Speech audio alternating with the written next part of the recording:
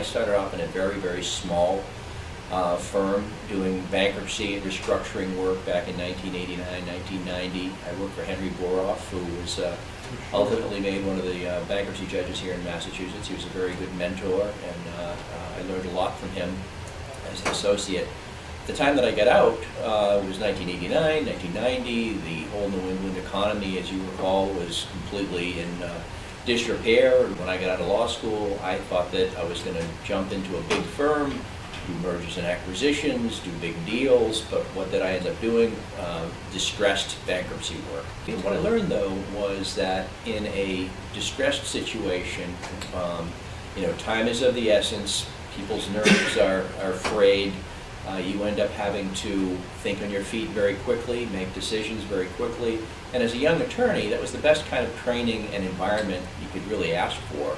I had other friends of mine who, went off to big firms and, were relegated to just doing document review, that sort of thing, and they didn't learn as much in a short period of time like I was fortunately able to.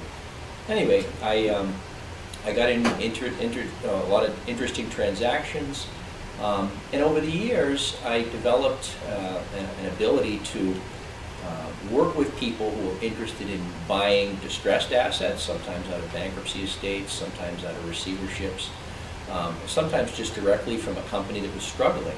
And being in New England, with the life sciences economy all around us, I started representing buyers of distressed IP portfolios.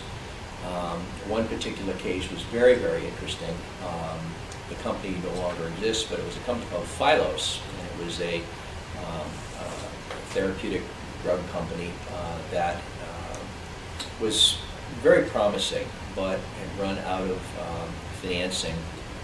And I was involved with the sale of those assets to a company called Compound Therapeutics in Cambridge.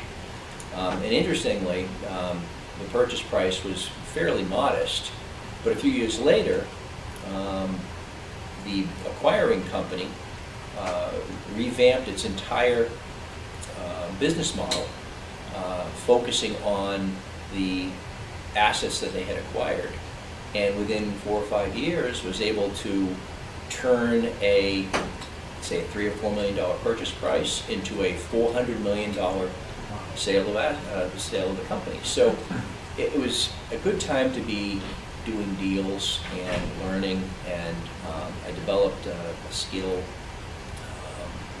in finding interesting technologies, working with interesting people, investors, acquirers, and getting into a lot of deal flow that way.